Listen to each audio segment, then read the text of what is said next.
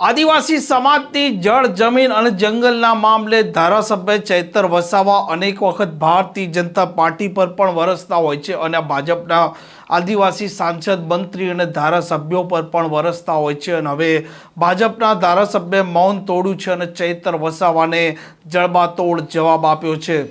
વૈષ્ણવજન તો તેને કહીએ જે પીડ પરાઈ જાનાને રે।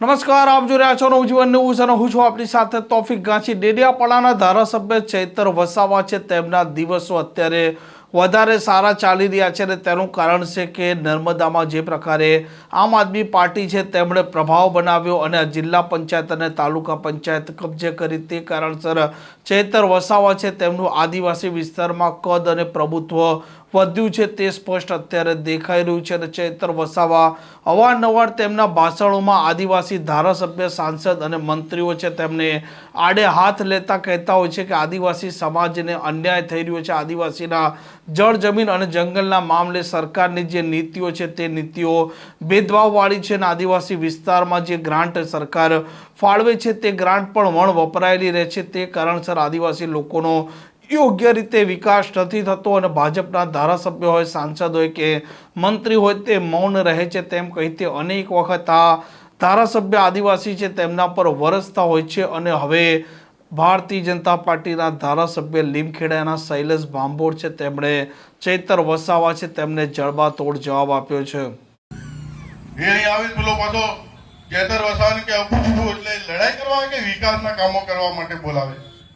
એમ તો અમુને બેડા ફાડતા આવડે છે, અમુયા હાલ આટલા છે, 2 મિનિટમાં રસ્તો ભૂલાડી દઈએ એમાં છે। પણ મિત્રો, આપણે વિકાસના કામો સાથે આપણા ગામની અંદર નાનું મોટું કામ થાય, રોડ રસ્તાઓ વીજળીની સુવિધા થાય, એના માટે અમે કામ મિત્રો કરી। આમ ચૈતર વસાવા છે તે ક્યારેક નર્મદા, છોટાઉદેપુર, દાહોદ સહિત અનેક આદિવાસી વિસ્તારો છે તેમાં તે સભા ગજવતા હોય છે અને આદિવાસીને આ ભારતીય જનતા પાર્ટીની સરકાર અન્યાય કરી રહી છે। આદિવાસી વિદ્યાર્થીઓ છે તેમને જે સ્કોલરશિપ મળવી જોઈએ તે સરકારે બંધ કરી છે। આદિવાસી વિસ્તારોમાં સરકાર છે તે રકમ ફાળવતી નથી અને જો ફાળવે તો તેમના મળતિયા જ કોન્ટ્રાક્ટર હોય છે જે ભ્રષ્ટાચાર આચરે છે અને તે કારણસર મોટા ભાગની રકમ છે તે ભ્રષ્ટાચારમાં જાય છે કે પછી વણ વપરાયેલી રહે છે અને આદિવાસી લોકો છે તેને હાલાકી ભોગવવી પડે છે તેવા તેમના અનેક વખતના આરોપ હોય છે અને તેના માટે તે જવાબદાર ઠેરવે છે। સાંસદ આદિવાસી હોય, મંત્રી આદિવાસી હોય કે પછી ધારાસભ્ય આદિવાસી હોય ને તેનું કારણ તે જણાવે છે કે તે લોકો આદિવાસીને અન્યાય થાય ત્યારે બોલતા નથી। હવે પ્રથમ વખત ભાજપના ધારાસભ્ય શૈલેષ ભાંભોરે જડબાતોડ જવાબ આપ્યો છે। આ પ્રકારના સમાચાર માટે નવજીવન ન્યૂઝની આ ચેનલ સાથે જોડાયેલા રહો। નમસ્કાર।